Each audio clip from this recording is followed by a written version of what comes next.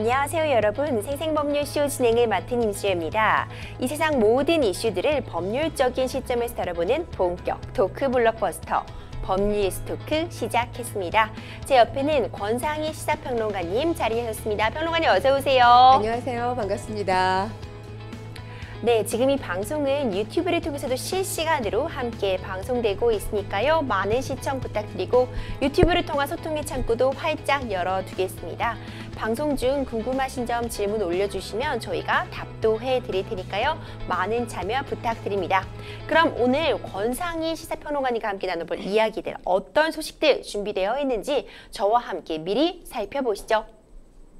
미리 보는 법률 토크입니다. 아세안 G20 순방 주요 성과는 120년 만에 최강 지진, 모로코의 비극, 아이돌부터 화장품 여행까지 일본에 부는 한류까지 오늘 정말 중요하고 다양한 분야의 소식들 꽉꽉 채워 준비되어 있습니다. 소식들 얘기할 부분들 너무 많으니까요. 빨리 시작해봐야겠어요. 여러분들은 지금 생생법률쇼 함께하고 계십니다.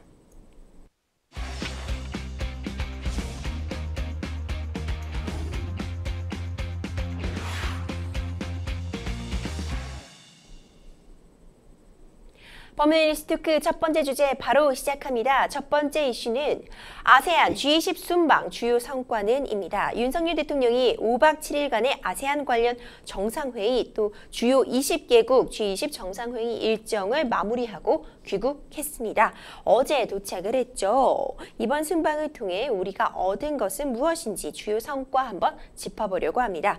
윤석열 대통령이 주요 20개국 뉴델리 정상회의에서 전쟁 중인 우크라이나의 이 평화회복과 재건 지원을 위해서 3억 불을 지원하겠다고 밝혔습니다. 이 내용부터 좀 풀어가 보죠. 네, 그렇습니다. 이 G20 정상회의 세션이 여러 가지인데 세션 중에 세 번째 세션 하나의 미래에서 이렇게 밝혔습니다. 네. 7월에 키이우를 김건희 여사와 함께 방문을 했었죠. 이때 우크라이나 평화연대 이니셔티브를 발표를 했었는데 지금 지원 패키지 좀 자세히 말씀을 드리면 우선적으로 내년도 이 인도적 지원을 포함해 협력과 또 이 국제금융기구를 통해서 모두 3억 불을 지원할 계획이라고 밝혔고요. 또 2025년 이후에는 20억 불에 해당하는 EDCF 지원이 이루어질 계획입니다. 그러니까 EDCF라고 하는 것은 대외경제협력기금을 의미합니다. 특히 대외경제협력기금 20억 불 지원 통상 2배에 달하는 파격적인 액수입니다. 그래서 GDP 대비 일본과 거의 유사한 수준이라는 게 정부의 입장입니다. 그렇군요. 윤석열 대통령이 지난 7월 우크라이나 방문 당시에 공개했던 우크라이나 평화연대 이니셔티브 실행 방안 중에 하나 구체적인 계획을 밝힌 거라고 보이는데요. 향후 지원 규모까지 딱 밝힌 거군요. 또 글로벌 기후위기 극복을 위해 녹색 기후기금에 3억 불 기여를 약속하기도 했습니다. 네, 그렇습니다. 이 하나의 지구 세션에서 또 이런 발표를 했는데요. 하나의 지구 세션이라는 게 이 기후변화 문제 그리고 청정 에너지 문제 등을 주로 다루면서 회원국 정상들이 관련된 발언을 진행하는 세션이었습니다. 현재 한국 2013년 이후에 이 녹색 기후 기금 GCF라고 하죠. 두 차례에 걸쳐서 총 3억 불을 기여했는데 이번에 G20 정상회의를 계기로 한 번에 3억 불 기여를 약속한 겁니다. 그러니까 혼자서는 도저히 이 녹색 기술을 개발할 수 없거나 재정이나 금융 인프라가 따르지 않는 예를 들자면 후진국이라고 할 수 있겠죠. 이런 나라들에 대해서 대한민국이 앞장서서 재정과 기술 지원을 해주겠다라는 의미입니다. 이 청정 에너지 전환을 위한 국제협력 선도도 윤 대통령이 천명했는데요. 청정 에너지원으로는 원전, 수소 에너지가 꼽힙니다. 이 원전의 경우 세계 최고 수준 우리나라가 보유하고 있죠. 이 한국의 원전 기술을 바탕으로 온실가스 발생 감축 또 에너지 안보 강화를 희망하는 국가들과 협력을 강화해 나갈 계획입니다. 그리고 친환경 해운 솔루션을 통해서 글로벌 녹색 해운 항로의 구축 비전도 제시했습니다. 녹색 해운 항로 이 선박을 운항하거나 항만을 운영하는 데 있어서 이 탈탄소화를 추구하는 겁니다. 그래서 미국과 협력을 하겠다 이런 뜻을 밝혔습니다. 그렇군요. 이 아세안 국가의 대규모 쌀 지원도 약속을 했습니다. 네, 그렇습니다. 농식품부에 따르면 올해 아세안 플러스 3, 이 3라는 게 우리나라와 일본, 중국 여기에 해당이 됩니다. 비상쌀 비축제 애프터라고 부르는데요. 여기에 쌀 4,500톤을 지원한다고 밝혔습니다. 애프터가 아세안 10개 나라 그리고 한중일 3나라가 식량 부족, 재난 같은 비상사태가 발생했을 때 대비해서 이 쌀 물량을 비축해 두는 겁니다. 그리고 비상시 판매하거나 어려운 나라에 무상으로 지원을 해주는 그런 제도입니다. 당초 이 애프터의 쌀을 우리가 이 1,000톤씩 지원을 해왔습니다. 지난 5월이었죠. 주요 7개국 정상회의, G7 정상회의가 있었고요. 또 이달에 열린 아세안 플러스 이 한중일 정상회의 결과에 따라서 올해부터 연간 공여 물량을 2,000톤으로 2배 확대하기로 했습니다. 공여 물량은 필리핀과 또 미얀마에 각각 750톤 그리고 라오스에 500톤 지원됩니다. 네. 또 지난 5월에 태풍 피해를 입었던 미얀마에서 2,500톤 긴급 지원을 해달라 이렇게 식량 지원을 요청을 한 겁니다. 그렇기 때문에 이 애프터 회원국 중에서 우리나라가 요청 물량 전부를 지원하기로 했습니다. 이 2,500톤이라는 게 미얀마 네. 국민 120만 명이 4.2일 동안 소비할 수 있는 그런 물량입니다. 이렇게 해서 우리 정부 그동안 2017년에 750톤 사전 비축 지원을 시작으로 해서 네. 지금까지 총 이 19,000톤의 쌀을 애프터 회원국에 지원한 최대 공여국이 됐습니다.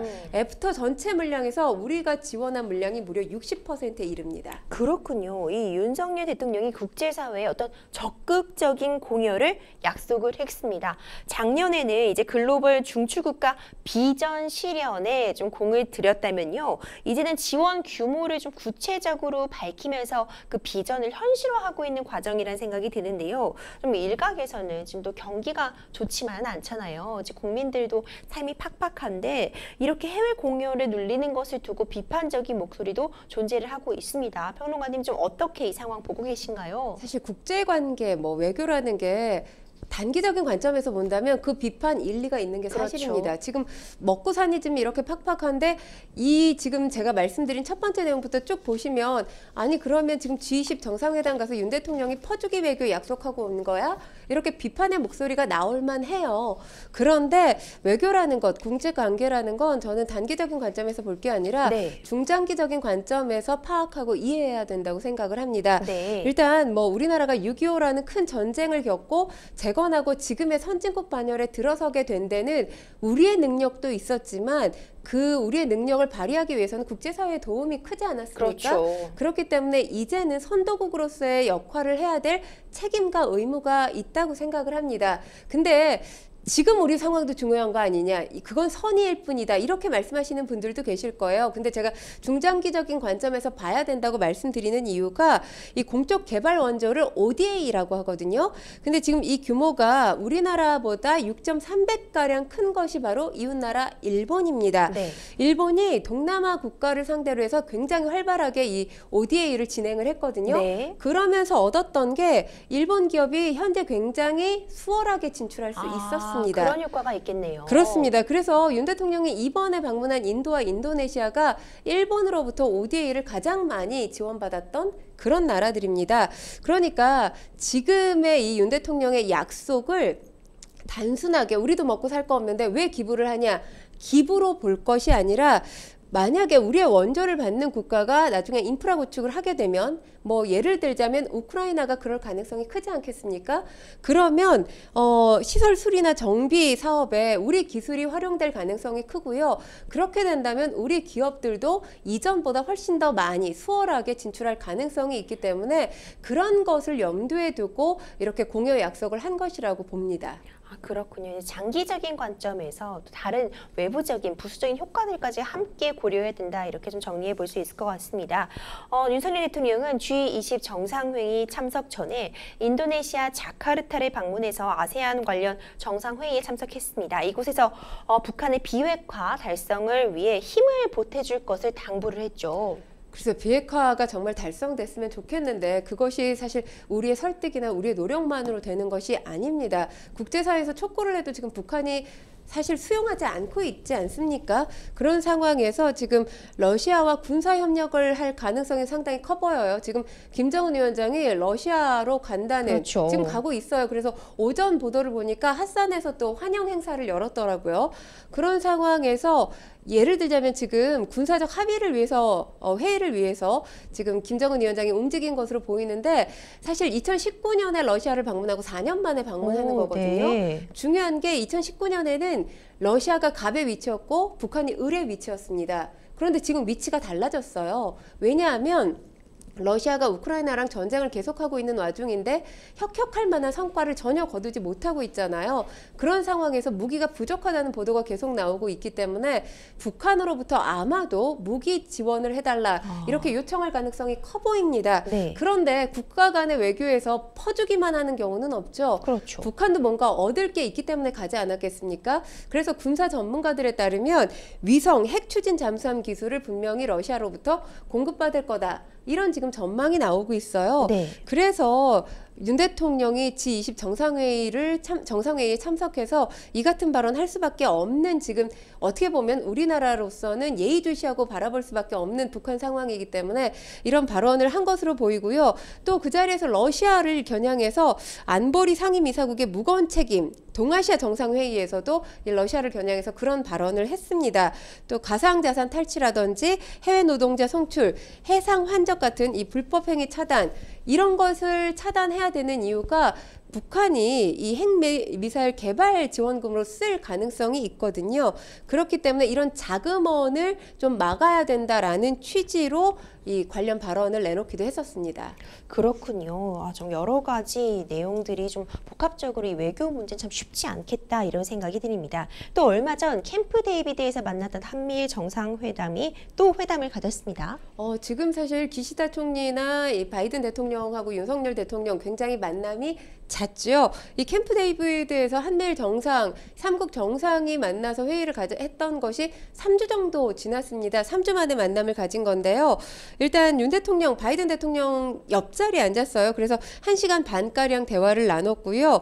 그리고 지금 발언한 걸 보면 이 캠프 데이비드 한미일 협력체계 공고화가 이 인도태평양 지역 글로벌 사회의 발전에 큰 기여를 하게 될 거다라고 하면서 우리 3국에도 양질의 일자리가 많이 생길 거다. 윤 대통령이 이렇게 발언을 했습니다. 거기에 이제 바이든 대통령이 화답의 의미로 이 3국이 만날 수 있었던데 캠프 데이비드 이 3국 협력을 이끌어내는데 가장 큰 역할을 했던 게 윤 대통령이다. 이렇게 치켜 세우기도 했습니다. 하루 만에 3번 바이든 대통령을 만나서 환담을 시작했습니다. 그리고 이 캠프 데이비드와 관련해서 윤 대통령 굉장히 좋았던 기억이고 경험이었던 것 같습니다. 개인적으로 잊지 못할 순간이었다. 이렇게 발언을 하기도 했고요. 바이든 대통령이 동감한다면서 역사적인 순간이기도 했다. 이런 표현을 썼습니다. 일본 기시다 총리와도 환담 나눴죠. 네, 그렇습니다. 10일에 20분간 정상회담을 진행을 했는데요. 이 올 하반기에도 양국이 활발하게 만남을 갖자 이렇게 이어가자라고 하면서 또 이 한일중 회의죠. 정상회의 개최를 위한 프로세스 잘 진행해 나가자 이렇게 윤 대통령이 먼저 제안을 했는데 기시다 총리가 적극 호응하겠다 이렇게 답을 했습니다. 3월 이후 벌써 기시다 총리하고 6번째 만나는 거예요. 근데 기시다 총리가 긍정적으로 답변을 했기 때문에 한국과 일본, 중국 세 나라의 정상이 만날 가능성 지금 좀 높게 점쳐지고 있는 상황입니다. 뿐만 아닙니다. 아주 바쁜 스케줄이었던 것 같은데 중국의 리창 총리도 만났습니다. 주목할 만한 얘기 오고 갔는지 좀 관심 집중되더라고요. 일단 시진핑 주석이 참석을 안 했어요. 시진핑 주석 대신에 중국의 2인자인 리창 총리가 G20 정상회의를 찾은 것인데 윤 대통령이 연내에 리 총리를 다시 볼 수 있길 바란다. 시진핑 주석에게도 안부를 전해달라 이렇게 전달을 했습니다. 네. 그런데 사실 리창 총리를 다시 볼 수 있길 바란다라기보다 시진핑 주석과의 만남을 좀 추진해달라라는 의미로 해석할 수 있을 것 같습니다. 그리고 리 총리 역시 말씀하신 걸 시 주석에게 잘 전달하겠다 이렇게 답을 했습니다. 리 총리와 함께 북한 문제 빼놓을 수가 없죠. 양국 현안화대해서 의견을 나눴고요. 그리고 역시 이 한국과 중국, 일본 세 나라가 만나서 올해 안에 이 3국 정상회담이 있었으면 좋겠다라는 뜻을 기시다 총리뿐만 아니라 리창 총리에게도 전달을 했습니다. 그렇군요. 이 바이든 미국 대통령도 중국 리창 총리와 회담 가졌습니다. 생각보다 굉장히 순탄한 대화가 오고 갔던 것으로 보여요. 사실 중국과 미국 패권 다툼을 하고 있는 국가들이기 때문에 글쎄요, 분위기상 이렇게 순조로운 이야기들로 진행이 된 것인지는 모르겠지만 속내는 좀 두고 봐야 될 것 같습니다. 일단 바이든 대통령에 따르면 중국을 억제할 의향은 없다라고 밝혔습니다. 그리고 문제는 중국이 통상을 비롯해서 게임의 규칙에 벗어날 때가 있다라는 거죠. 게임의 규칙을 바꾸려 든다라는 언급을 했습니다. 그러면서 예를 든 게 지금 중국에서 아이폰 금지령이 내려지지 않았습니까? 공무원 또 공공기관 종사자 그리고 국영기업에 다니는 사람들 아이폰 쓰지 말아라. 이런 아이폰 금지령이 내려졌습니다. 이걸 직접 언급을 했어요. 그래서 본인이 그러면서 나는 중국을 억제하는 걸 원치 않고 중국과 관계를 분명히 하고 싶을 뿐이다. 이렇게 밝히면서 이제 인도태평양 지역이 안정적인 기반을 구축하기 위한 것이다라는 설명도 덧붙였습니다. 그러면서 지금 중국 경제가 상당히 좋지 않죠. 이제 어두운 그림자가 그려졌다라는 보도가 계속 나오면서 침체 국면에 지금 빠져 있는 상황입니다. 그 부분과 관련해서도 지금 바이든 대통령이 언급을 했어요. 경제적으로 성공하길 바란다. 라는 메시지를 냈습니다. 그러면서 또 다시 언급을 한 게 이제 규칙에 기반해서 성공하는 걸 보고 싶다. 그러니까 지금 이게 굉장히 순조롭게 진행된 것 같지만 너희가 지금 규칙을 지키지 않아서 국제 질서가 깨질 수 있기 때문에 문제가 되니 국제 질서 지킬 수 있도록 규칙을 지켜라. 이렇게 달리 해석을 하면 경고의 메시지를 준 것이 아닌가라는 또 해석도 가능해 보입니다. 하면서 사실 미국과 중국도 당연히 교역이 있죠. 교역이 그럼요. 활발하게 이루어지고 있기 때문에 중국과 관계 단절을 바라지는 않는다라고 이야기를 했습니다. 관계 단절을 바라게 되면, 그러니까 관계 단절이 이루어지면 중국도 손해고 미국도 그렇죠. 손해예요. 그런데 사실 국가 간의 관계에서 국익을 무시할 수 없잖아요. 그런 취지로 이제 관계 단절을 바라지 않는다라는 메시지를 내놓은 것 같습니다. 그리고 또 이제 지금 리창 총리와의 만남에서 안정성에 대해서 얘기했다.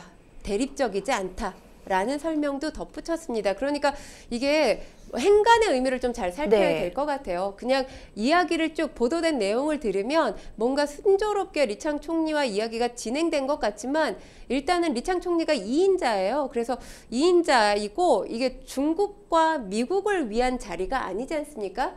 G20 정상회의였기 때문에 그 가운데서 시간을 쪼개서 만난 거라서 여기서 직접적으로 문제가 될 만한 서로 뭔가 감정 싸움이 일어날 만한 발언은 자제하지 않았나. 하지만 바이든 대통령이 이야기한 내용들을 보면 지금 미국이 원하는 걸 간접적으로는 저는 표현을 어느 정도 했다고 생각을 합니다. 네, 평론가님 말씀해 주신 것처럼 이 미중, 중미 관계 어렵다고는 하지만 결국 서로 협력하지 않으면 둘 다 손해를 수밖에 없는 관계잖아요. 또 많은 말들이 오고 갔지만 결과적으로 이 세계 경제와 평화를 위해서도 윈윈하는 관계로 흘러가기를 좀 기대해 보겠습니다. 이번 순방으로 인해 경제 안보 성과도 좀 지켜보려고 해요. 인도 총리와 만나서 윤석열 대통령이 국방, 방산 협력을 강화하기로 했죠. 네, 모디 총리하고 만났습니다. 한인도 정상회담을 가졌는데요.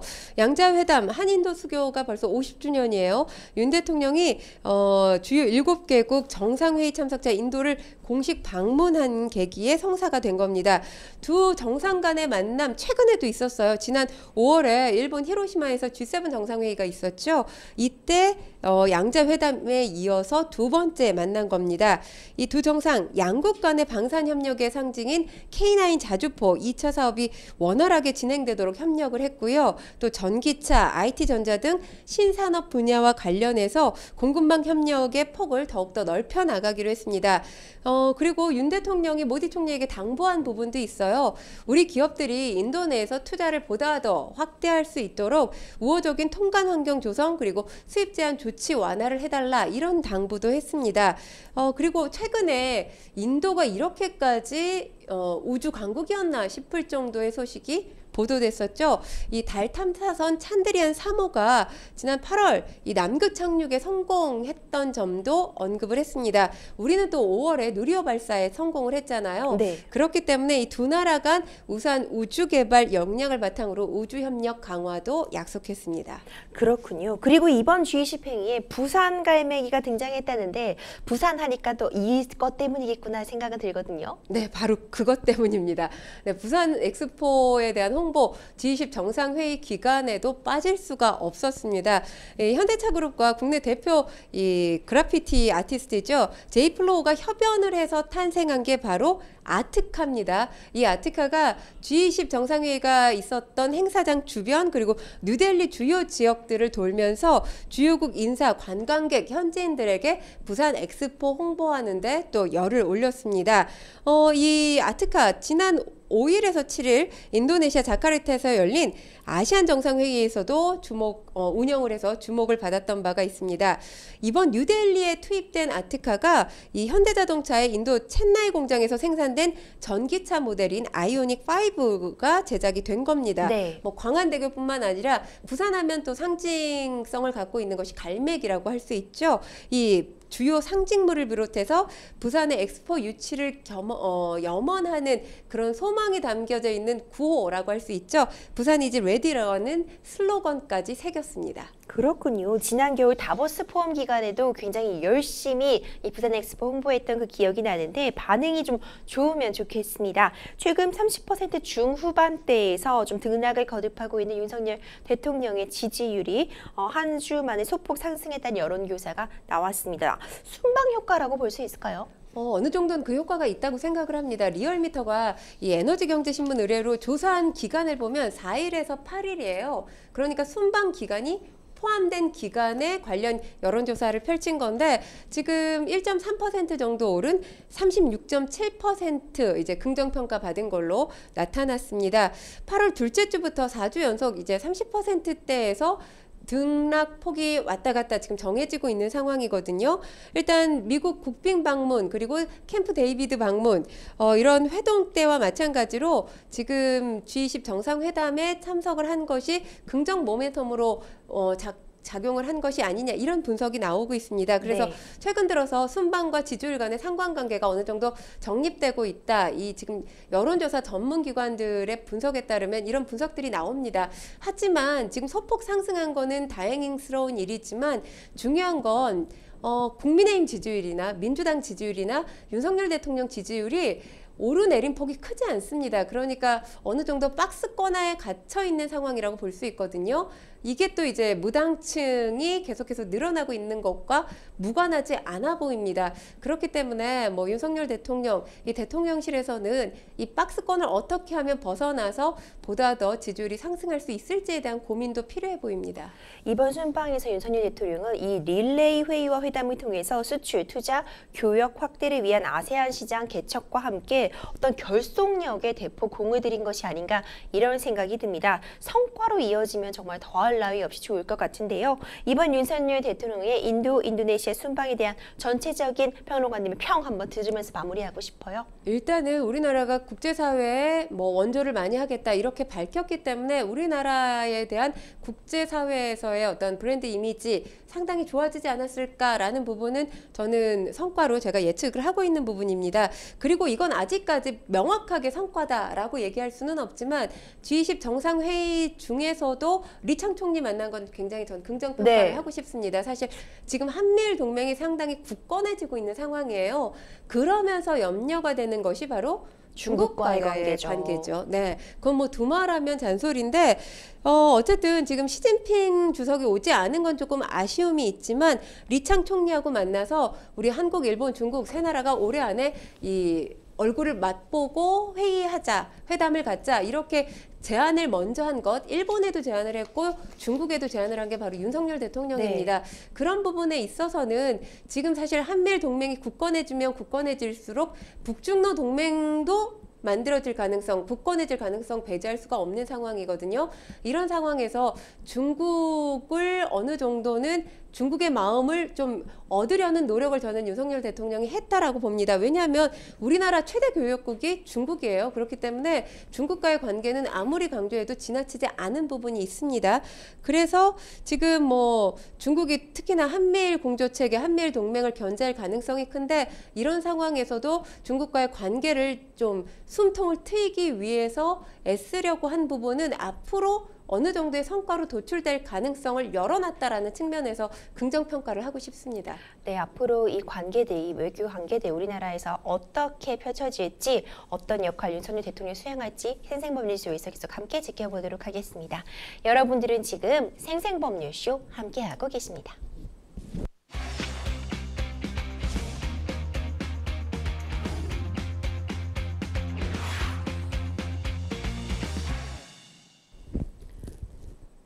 법률이슈 토크 두 번째 주제 바로 시작해 보겠습니다. 두 번째 이슈는 120년 만에 최강 지진 모로코의 비극입니다. 북아프리카 모로코를 강타한 지진 희생자가 2,800여 명을 훌쩍 넘어섰습니다. 어제만 해도 사망자가 2,100명대였는데 시간이 지나면 사망자가 계속 늘어나고 있어서 정말 안타깝습니다. 네, 그렇습니다. 지금 집계된 게 2,862명으로 지금 나타났거든요. 사망자 거의 대부분이 매몰된 것으로 알려졌습니다. 네.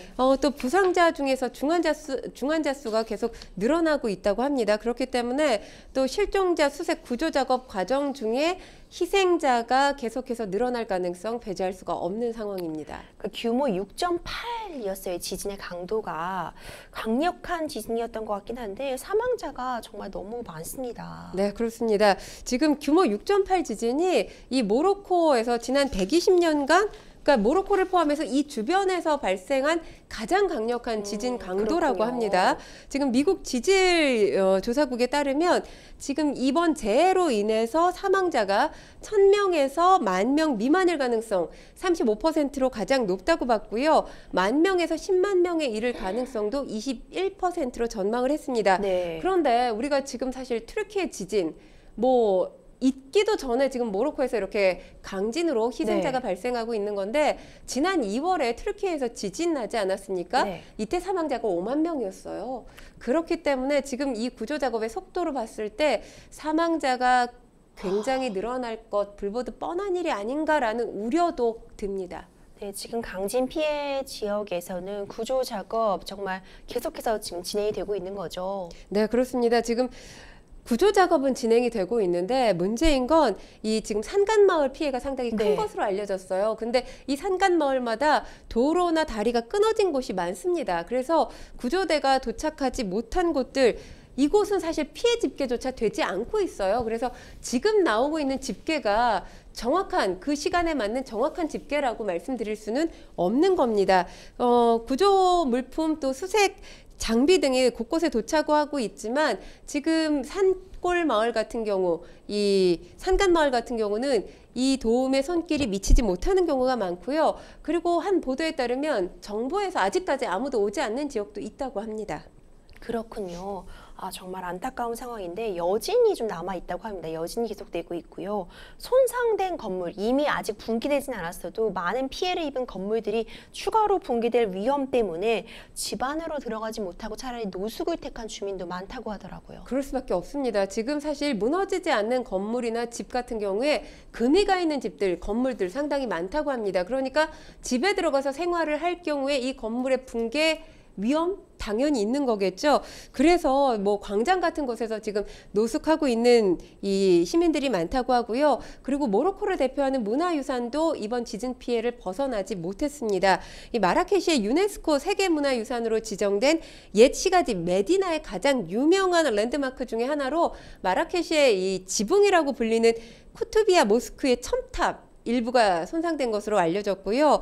또 지금 진앙에 위치한 아틀라스 산맥의 가장 중요한 곳, 이 유적 중의 하나인 틴넬 모스크도 이번 지진으로 일부가 무너졌다고 외신이 보도를 하고 있습니다. 사실 고대 도시 건물이나 이런 유적 같은 경우는 지진을 견디도록 설계가 되지 않았어요. 그렇기 때문에 모로코에서 전례가 드문 강력한 지진에 사실 속수무책이었던 상황이었습니다. 그렇군요. 근데 이 희생된 주민들의 사연도 하나하나 정말 가슴 아프더라고요. 특히 가족을 지키고 지키려다가 목숨을 잃은 안타까운 사연이 전해지던데요. 네, 그렇습니다. 한 사례를 말씀을 드리면 이 강진이 발생했던 순간에 아들을 지키기 위해서 아들을 본인의 몸으로, 아버지가 몸으로 덮은 채로 누워 있다가 떨어지는 건물 잔해에 머리를 맞고 사망하는 일이 있었습니다. 이 경찰 간부였던 밀루드라는 사람인데요. 이 사람의 시신은 수습이 됐지만 밀루드의 아내와 아들 여전히 실종 상태입니다. 그리고 벤 하나라는 사람의 가족은 저녁 식사를 하고 있었던 와중이었다고 합니다. 이 와중에 지진이 발생해서 집이 무너지기 시작했는데 이때 이제 곧장 아내 또 딸, 또 다른 아들은 밖으로 대피하는데 성공을 했다고 해요. 그런데 이 마루안이라는 8살짜리 아들, 이 아들에게 멜론자를 칼을 가져와 달라 이렇게 시키는 순간에 지진이 나고 문제가 발생을 한 겁니다. 근데 이 아들은 나오질 못한 거예요, 집 밖으로.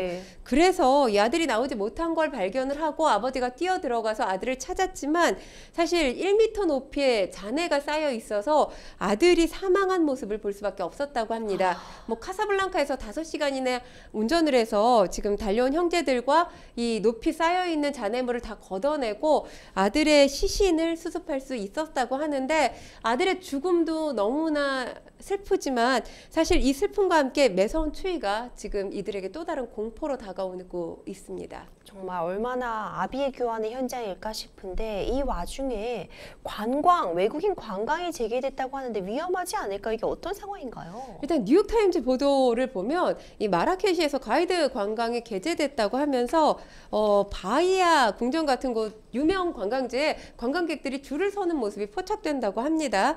그러면서 또 다른 호주 관광객 같은 경우는 지금 마라케시에 도착을 했는데 사람들 삶이 정상적으로 돌아가고 있는 것 같이 보인다. 이렇게 또 전하기도 했습니다. 또 메디나의 거리 가게에 손님들로 붐비고 있다면서 이 마라케시 관광 계속하기로 했다라고 결정한 이 외국인 관광객도 눈에 띄었습니다. 지금 사실 모로코에서 관광 산업이 상당히 중요한 산업이에요. 왜냐하면 코로나19 유행 이전을 살펴보면 2019년 같은 경우에 GDP 7.1%를 관광업이 차지하고 있습니다. OECD가 지금 추정하고 있는 걸 보면 관광업, 모로코 전체 일자리의 5%를 넘어섰습니다. 그러니까 관광업에 종사하고 있는 모로코인 인구가 56만 5천여 명 정도로 추산이 되고 있습니다.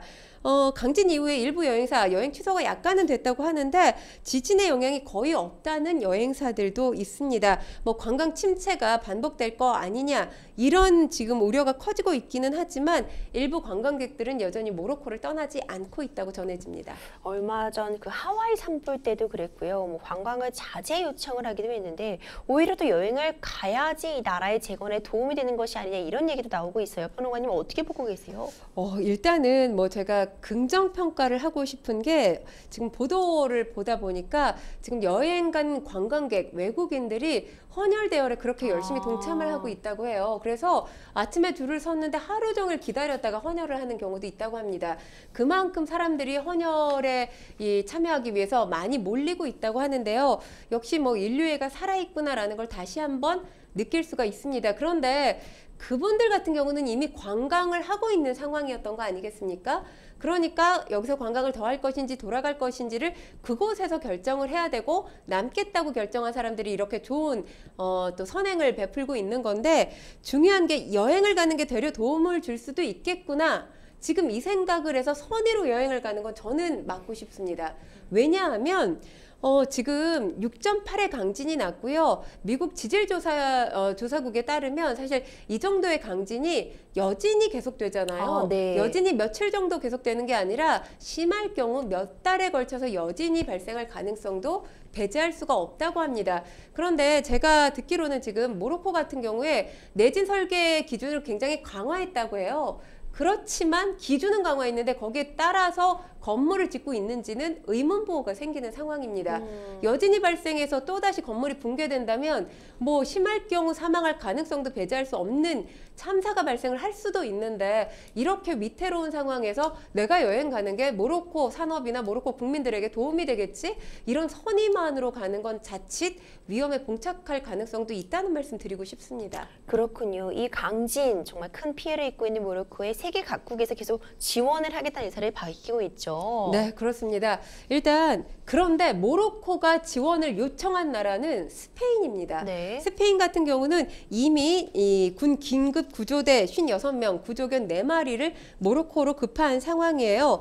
그러니까 사실 이 아프리카 대륙에서 모로코하고 국경을 접한 알제리 또 서사하라 같은 경우 모로코하고 사이가 상당히 좋지 않습니다. 적대적인 관계에서 그나마 스페인이 의지할 만한 이웃인 셈이에요. 네. 그러다 보니까 지원 요청을 스페인에게 가장 먼저 한 것으로 보이는데요. 지금 스페인 말고도 뭐 카타르, 영국 등 4개 나라의 지원만 받은 상황입니다. 네. 하지만 여러 나라들이 지금 지원을 이미 지원할 계획을 다 세웠고요. 준비까지 다 마쳤다는 나라들이 많습니다.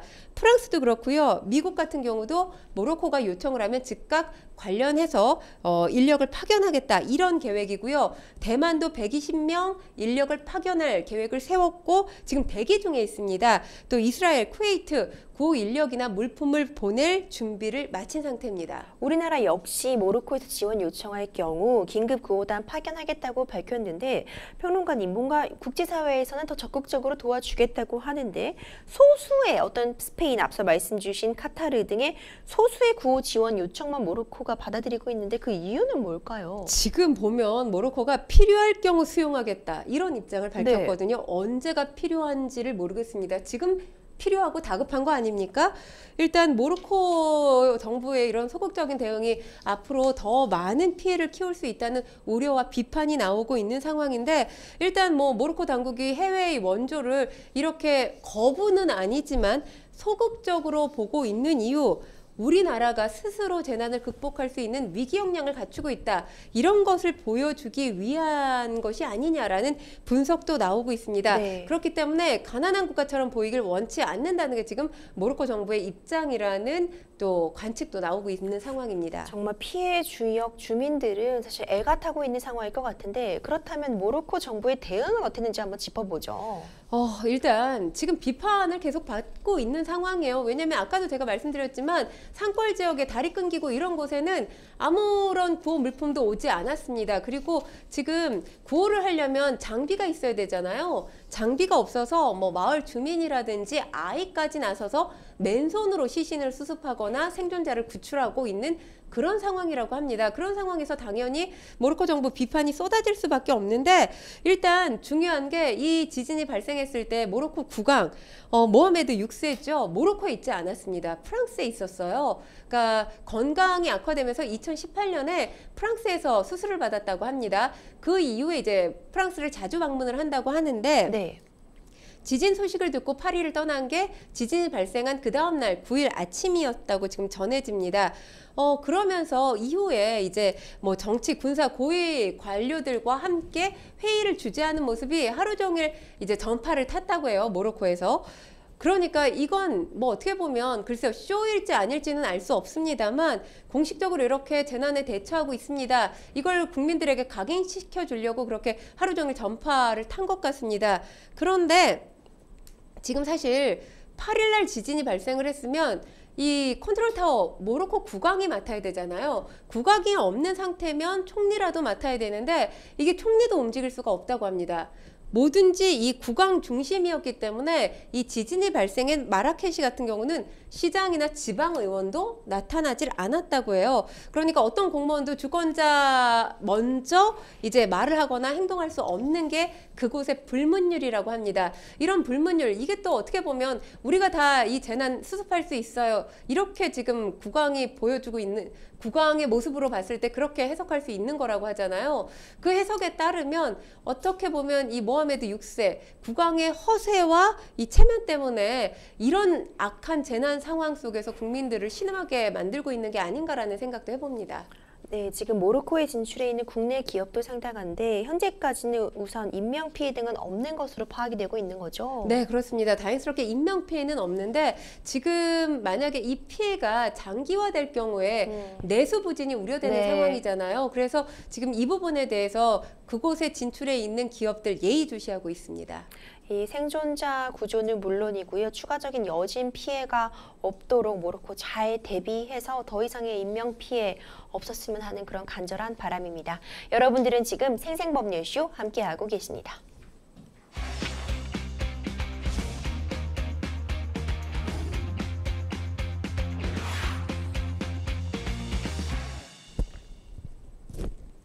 네, 분위기 좀 바꿔보겠습니다. 법률리스토크 이번 주제는 바로 아이돌부터 화장품 여행까지 일본에 부는 한류입니다.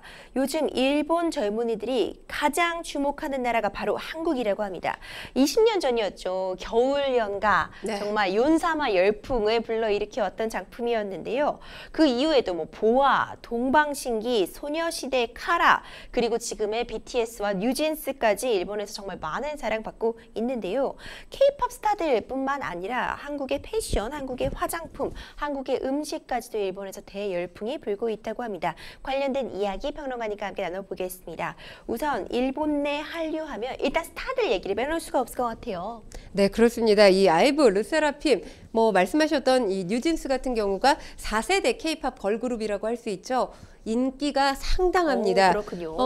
사실 뭐 지금 유럽, 미국에서 상당히 인기가 있지만 그럼에도 불구하고 K-팝 시장 여전히 일본을 빼놓을 수가 없습니다. 특히 지난 3월에 우리나라 이 윤석열 대통령이 기시다 총리에게 먼저 손을 내밀면서 한일 관계에 순풍이 불기 시작을 했죠. 그래서 TV 출연 같은 경우 과거보다 상당히 용이해졌다고 합니다. 그리고 신인 대상 비자 발급도 완화되면서 미래 전망도 밝게 지금 점쳐지고 있는 그런 상황입니다. 에스파 같은 경우는 데뷔 2년 9개월 만에 이 도쿄돔에서 단독 콘서트를 열고 이틀 동안 무려 이 에스파의 공연을 관람한 관람객 9만 명을 모았습니다. 오. 일본 출신이 아닌 해외 가수로서는 2년 9개월 만에 이 데뷔해서 일본 도쿄돔에 진출해서 이렇게 많은 인원을 모은 게 에스파가 처음이라고 합니다. 그렇군요. 평론가님, 뉴진스 오지상이라는 거 들어보셨어요?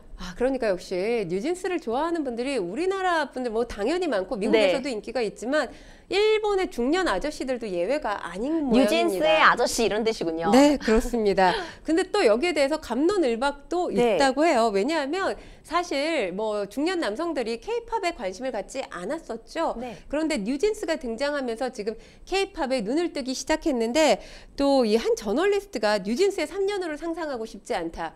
뉴진스가 뭐 10대 소녀들이잖아요. 네. 그러다 보니까 일본 아이돌들과 마찬가지로 뉴진스를 어떤 성적으로 소비하고 싶어하는 일본 아저씨들 아니냐, 이런 K-팝을 정말 애정하는 팬들로부터 비판을 받고 있다고 합니다. 그런데 그렇지만도 않은 게 지금 뉴진스가 여름에 그 지금 일본에서 굉장히 대규모로 펼쳐지는 페스티벌에 참여를 했어요. 근데 이때 처음 뉴진스를 접한 또 중년 남성들이 그동안 뉴진스를 몰랐던 걸 후회한다. 정말 뉴진스 팬이다. 이렇게 뉴진스 팬임을 자처하고 있는 상황이라고 합니다. 그렇기 때문에 뭐 이렇게 뉴진스 오지상이라는 단어 자체, 신조어라고 하죠. 신조어가 만들어질 정도니까 앞으로 뉴진스의 인기가 일본에서 더욱 확산될 가능성이 커 보입니다. 그러니까 뭐 이런 신조어가 등장했다는 건 뉴진스가 일본에서 하나의 문화 현상이 됐다라고 얘기할 수 있는 겁니다. 뉴진스 아저씨 국내에도 정말 많을 것 같은데 뭐 방탄소년단은 정말 일본, 중국을 넘어서서 뭐 미국, 뭐 유럽까지 진출을 해서 여전히 K-팝 시장은 전 세계를 무당으로 하고 있지만 일본 시장은 여전히 굉장히 중요성을 갖고 있는 것 같아요. 과거에 이제 한류 하면 윤사마 딱 해가지고 뭔가 중년 여성들이 우리나라의 문화를 좋아하는 그런 컨셉이었다면 요즘은 정말 일본 내에서도 국내 문화를 좋아하는 그 연령층이 다양해졌다는 점을 좀 중요하게 보고 싶거든요. 그렇기 때문에 일본에서 앞으로의 전망이 밝다라고 또 예측을 하는 겁니다. 일단 뭐 겨울 연가를 접했던 그때 중년 여성이 40대, 50대 여성이 주축이었어요. 근데 지금 4세대 K-팝 걸그룹들이 인기를 끌면서 10대들도 이 K-팝 문화에 흠뻑 빠져 있는 상황입니다. 그리고 아까도 말씀드렸지만 사실 신인 가수들도 일본에 좀 공략을 할 필요가 있는 것이 아까 비자 발급 기준이 완화됐다는 말씀 드렸잖아요. 공연하는 기간도 더 늘어나게 됐고요. 또 공연과 음식물 유상 판매도 허용하기 때문에 아주 작게는 술을 파는 라이브 하우스 공연까지 가능하게 됐습니다.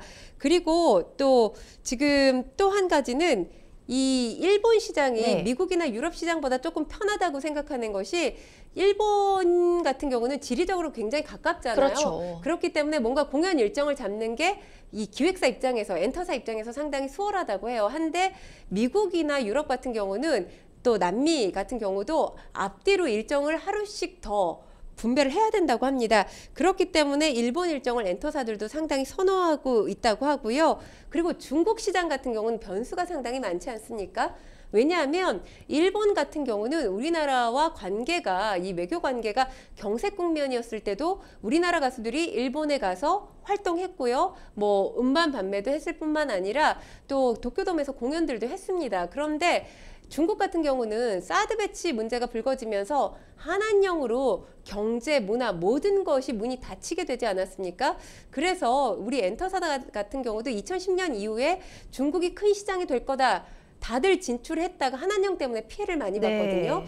그런 이유 때문에 하루아침에 뭔가가 바뀔 가능성, 이 불확실성이 중국 시장은 너무 커서 안정감 있는 일본 시장을 선호하고 있는 겁니다. 그렇군요. 이 스타들의 인기가 일본에서 많아지면서 자연스럽게 케이팝 스타처럼 화장하고 싶다, 케이팝 스타처럼 옷 입고 싶다 이런 분위기 때문에 의류나 이제 화장품 브랜드의 국내 브랜드의 일본에서 인기도 높아지고 있어요. 왜 예전에 우리 일본 여행 가면은 꼭 일본 화장품 사오고 그렇죠. 일본 편의점에서 뭐 사오고 네. 했었는데 역전됐다고 볼 수 있겠네요. 네, 그렇습니다. 그러니까 일본에서 가장 이 해외 브랜드 가운데 사랑을 받았던 게 프랑스산 화장품이었다고 해요. 무려 30년 동안 점유율 1위였다고 합니다. 오, 그렇군요. 그런데 최근에 그 1위가 우리나라가 된 겁니다. 지난해 일본의 한국 화장품 수입액이 775억 엔, 우리나라 돈으로 7,100억 원이었어요. 그런데 세계 화장품 시장을 선도하던 프랑스산 화장품 764억 엔이었거든요. 우리가 처음으로 넘어선 겁니다. 네. 뭐 유명 대형 기업들은 물론이고 요즘에 국내 중소 브랜드까지 이 품절 사태를 빚고 있고요. 일본에서 펼쳐지고 있는 뷰티 어워즈에서도 우리나라 이 제품들이 상을 받고 있다고 합니다. 그렇군요. 이 일본 10대에서 50대 여성의 패션의 기준이 되는 나라도 또 단연 한국으로 꼽히고 있다면서요? 그렇죠. 이 문화에 관심을 갖고 콘텐츠에 관심을 갖다 보면 연예인들이 입는 옷에도 당연히 관심을 가질 수밖에 없죠. 그러다 보니까 이 패션에 가장 많이 참고하는 나라로 우리나라를 꼽고 있습니다. 특히나 60대를 제외한 전 세대에서 한국이 가장 많은 응답을 보였는데요. 네. 10대가 무려 75%, 20대가 59%, 30대가 거의 40%에 가까운 여성들이 우리나라 패션을 가장 많이 참고하고 있다고 응답을 했습니다. 또 기분 좋은 소식이요. 예전에는 이제 우리나라 기업들이 일본의 유통사를 찾아가서 입점을 하고 싶다 이렇게 영업을 했다면 오히려 거꾸로 요즘은 일본에서 우리나라 K 브랜드를 모셔가기가 혈안이 돼 있다고 하던데요. 네, 그렇습니다. 한 사례를 말씀드리면 전국에 매장 2,100개가 넘는 매장을 운영하고 있는 2위 유통기업이 우리나라에 매달 바이어 4명씩을 파견하고 있다고 합니다. 40대 이하로 구성되어 있다고 하는데요. 이들에게 내려진 특명 K 브랜드를 발굴하라 라는 겁니다. 그리고 또 하나는 국내 패션 이커머스 중에 한 기업 관계자에 따르면 사실 일본 상사들이 굉장히 콧대가 높았다고 해요. 그런데 부르지 않아도 먼저 오는 것도 굉장히 놀라운데 일본 내 판권도 사겠다 이런 제안까지 최근에 받았다고 합니다. 근데 이런 게 어디서 시작됐냐면 코로나19 때 BTS 슬리퍼에서 시작이 됐어요. 그러니까 코로나19 공포가 한참 시작돼서 한창이던 게 2021년이었는데 이때 도쿄의 한 매장에서 그 BTS 멤버들의 캐릭터가 그려진 슬리퍼 3,000족이 이틀 만에 완판됐다고 합니다. 그래서 추가로 3만 족 빨리 보내달라 이런 요구가 있었다고 하는데요. 일본 소비자 시장이 그동안 우리나라 이 기업들이 접근하기에 좀 난공불락인 그런 시장이었거든요. 삼성전자, 현대자동차도 쉽지 않았던 시장이었는데 이제 그 판로가 계속해서 넓어지고 있는 겁니다. 네, 실제로 일본인들이 여름휴가 때 가장 많이 찾는 해외 도시 1위가 서울이라는 조사 결과도 있었다고 하는데요. 이런 한류가 한때 유행에 그칠 것인가 아니면 지속적인 사랑을 받을 것인가 굉장히 중요한 기로에 놓였다고 보이는데 마지막으로 한 말씀 부탁드리겠습니다. 사실 20년을 지금 지속하고 있는 거예요. 그리고 지금은 더 커지고 있는 것이고요. 뭐 관건이라고 한다면 우리가 얼마나 훌륭한 컨텐츠를 계속 개발해내느냐, 훌륭한 제품을 계속 생산해내느냐, 이것이 관건이라는 생각이 들고요. 30년 되면 문화로 정착하는 거거든요. 30년 이상 지속돼서 문화가 되길 바랍니다.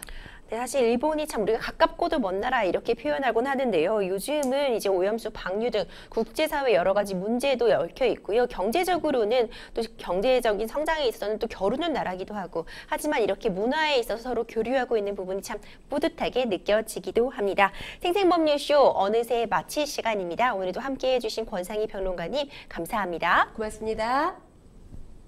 방송이 끝나도 상담 접수 계속되니까요. 도움이 필요하신 분들은 주저하지 마시고 생생법률쇼로 연락 주시기 바랍니다. 오늘 저희가 준비한 소식은 여기까지입니다. 시청해주신 여러분 감사합니다.